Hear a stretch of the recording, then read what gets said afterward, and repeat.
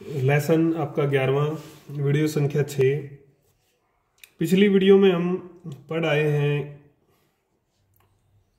कि कैसे बक्सर का युद्ध हुआ, उसके परिणाम, घटना, महत्व सब हमने पढ़ा। इस पाठ में आपका मैसूर और कंपनी के बीच जो संघर्ष चलता है वो पढ़ेंगे हम। जहां एक और अंग्रेजी राज्य की स्थापना हो रही थी बंगाल में, वहीं दूसरी ओर दक्षिण में आपके एक शक्तिशाली राज्य था मैसूर।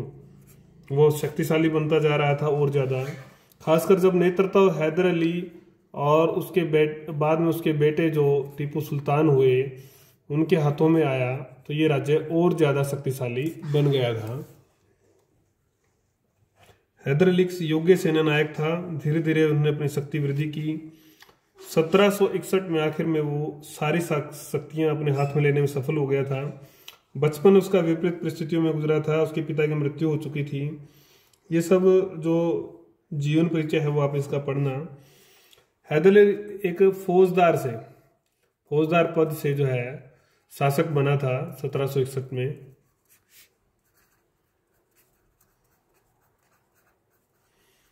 उस समय कृष्ण राव मैसूर का शासक होता था, नामात्र के लिए था। वास्तविक शक्ति जो थी वो उस समय मंत्री जो था उसका नंजराज, उसके हाथ में थी। कर्नाटक के जो युद्ध हुए अंग्रेजों के साथ, फ्रांसीसियों के, तो उस समय हैदर को अपनी ताकत बढ़ाने का अवसर जो है मिला था, तो उसने इसका लाभ उठाया और ताकत अपनी बढ़ाई। हैदराबाद के निजाम की हत्या होने पर उसे खजाने का एक बड़ा हिस्सा मिल गया था। खजाने का बड़ा हिस्सा उसके हाथ लगा और उस खजाने से उसने अपनी सेना शक्ति और फ्रांसीसियों की सहायता से उसने अपनी सेना को संगठित किया। तो दूसरा तिरुचिरापल्ली का जो एक हमला हुआ था, वहां से उसको मिल गया था तोपों जो है, ब्रिटिश जो तोपें थी तिरुचिरापल्ली के हमले में, ब्रिटिश तोपें उसके हाथ लग गई थी।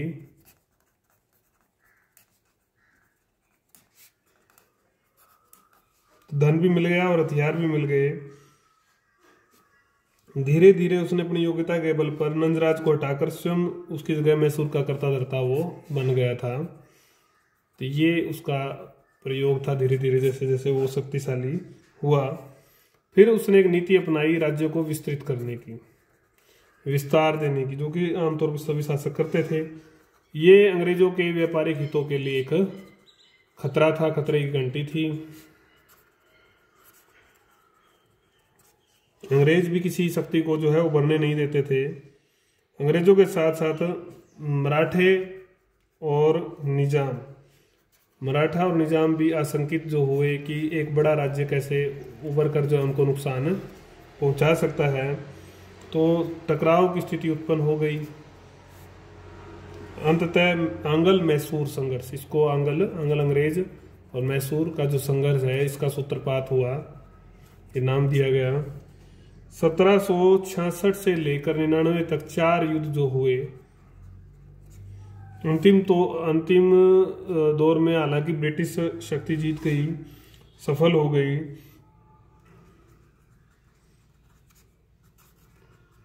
तो लेकिन हम बात करेंगे कि कैसे जो है ये इनका 4 युद्ध हुए, कैसे परिस्थितियां थी, क्या था, उनका वर्णन करने वाले हैं। इन युद्धों के कारण क्या थे। पहला जो बिंदु हमारा, वो युद्धों के कारण क्या रहे। अब हमने ये तो पढ़ लिया कि आंग्ल मैसूर युद्धों के नाम से इनको जाना जाता था।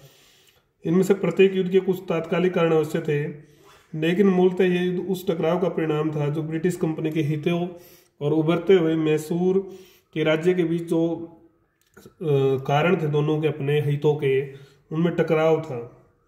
तात्कालिक कारण तो केवल बहाने ही थे। तो पहला जो कारण है वो है मैसूर की विस्तारवादी नीति। मैसूर की विस्तारवादी नीति। अभी हमने पढ़ा कि हैदर अली ने विस्तार करने की नीति अपनाई थी। हैदर अली योग्य तो था ही, उसके लिए दक्षिण में विस्तार की जो परिस्थितियां उस समय अनुकूल उसको लगी, अनुकूल थी विस्तार की परिस्थितियां, क्योंकि उस समय कर्नाटक और हैदराबाद में।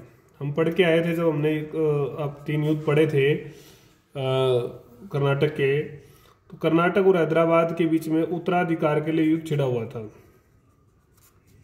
उत्तराधिकार के लिए वो आपस में एक दूसरे से लड़ रहे थे, युद्ध छिड़ा हुआ था। तो उस समय शक्तियां बटी हुई थी, तो उसके लिए अपनी राज्य का विस्तार करना बड़ा सरल था। ये कर्नाटक और हैदराबाद की बात कही हमने। मराठे जो है 1761 में जो पानीपत की तीसरी लड़ाई हुई थी, उसकी जो हार थी उससे ही जो है त्रस्त थे, क्योंकि उसमें उनके लगभग प्रत्येक घर से एक व्यक्ति चला गया था।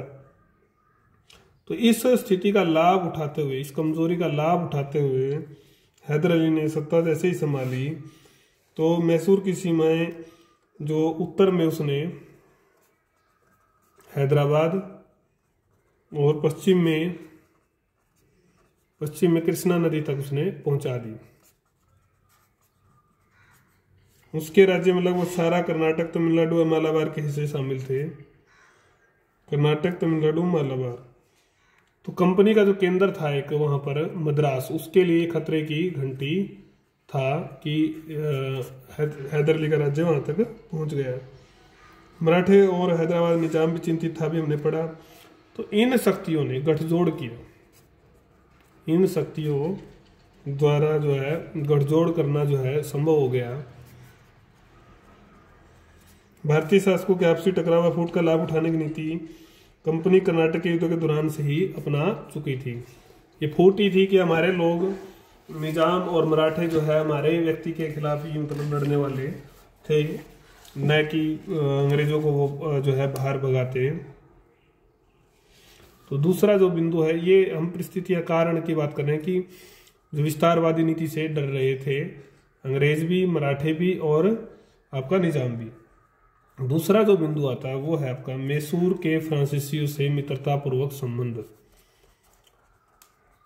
तो जबकि फ्रांसीसी अंग्रेजों के शत्रु थे, तो शत्रु से मित्रता अगर आप करेंगे तो उसको भी शत्रु ही बना लेंगे। तो अंग्रेज भी शत्रु बन गए इसके कारण से।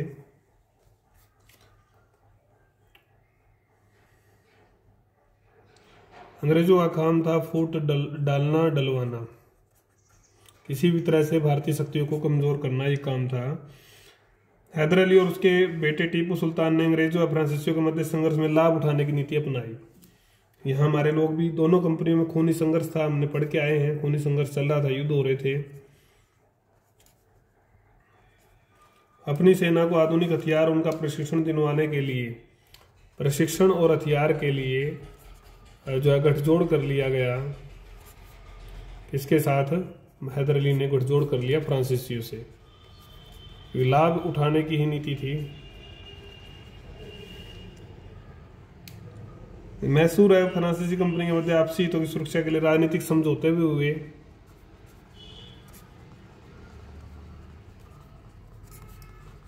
राजनीतिक समझौते भी होने लगे। अतः कुछ विद्वानों का मत है कि यही स्थिति अंग्रेजों के हितों के लिए खतरा थी, जिसके कारण आखिर में उनको युद्ध करने पड़े मैसूर से अंग्रेजों को, क्योंकि ये जो समझौते थे इससे अंग्रेजों को डर लगा कि इससे तो हमारी नींव ही सरक जाएगी। इतिहासकार हैं एसपी सेन। एसपी सेन का मत क्या है कि खतरे की यह समझ वास्तविक कम, खतरे की जो समझ थी वास्तविक कम, भ्रामक अधिक थी, भ्रामक वहम फैलाने वाली अधिक थी। क्योंकि अब भारत में फ्रांसीसियों के उत्थान की या बाहर से उनके आक्रमण की संभावना नहीं के बराबर थी, क्योंकि जब ये युद्ध हुए तब लगभग जो है फ्रांसीसी हार चुके थे, पूरी तरह से घुटने टेक चुके थे। तो इसके कारण से भ्रामक ज्यादा ही कहेंगे इसको हम।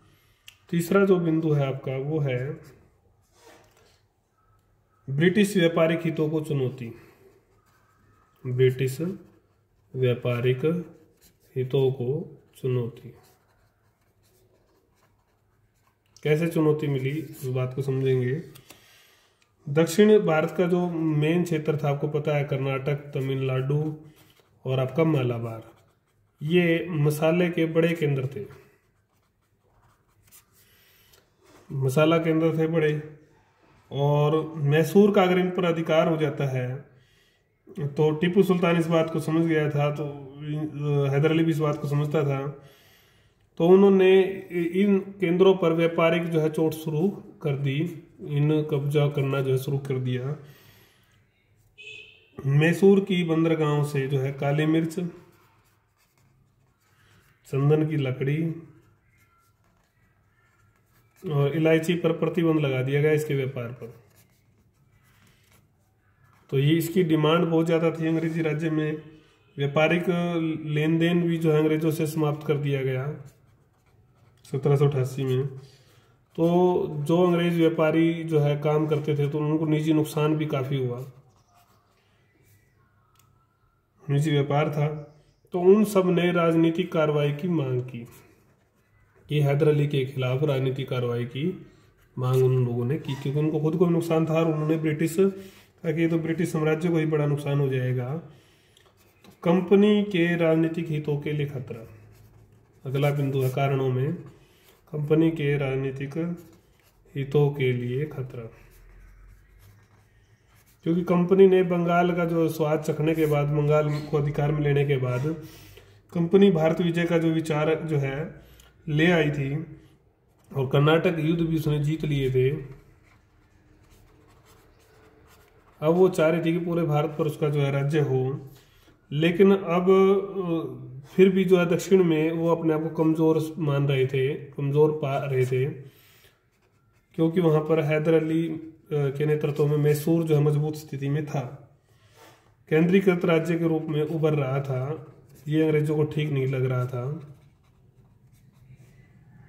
तो अपनी महत्वाकांक्षी योजनाएं पाने के लिए और मैसूर की जो महत्वाकांक्षी योजनाओं को ध्वस्त करने के लिए ज़रूरी था कि वो सचेत रहें। और ये काम कॉर्नवालिस और वेल्जली, जो बहुत बड़े गवर्नर हुए अंग्रेजों के, बड़े समझदार गवर्नर थे, तो सहमत थे वो कि कंपनी के उत्थान के लिए मैसूर का समाप्त होना जरूरी है, क्योंकि वो मानते थे कि ये कभी भी खतरा बन सकता है।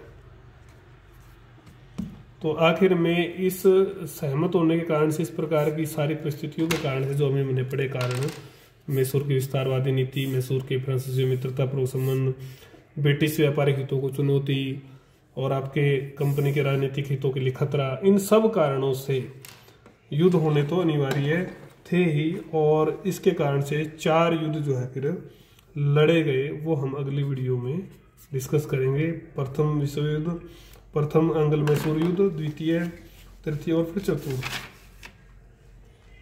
चारों की परिस्थितियां, कारण, ये सब हम अगली वीडियो में देखेंगे।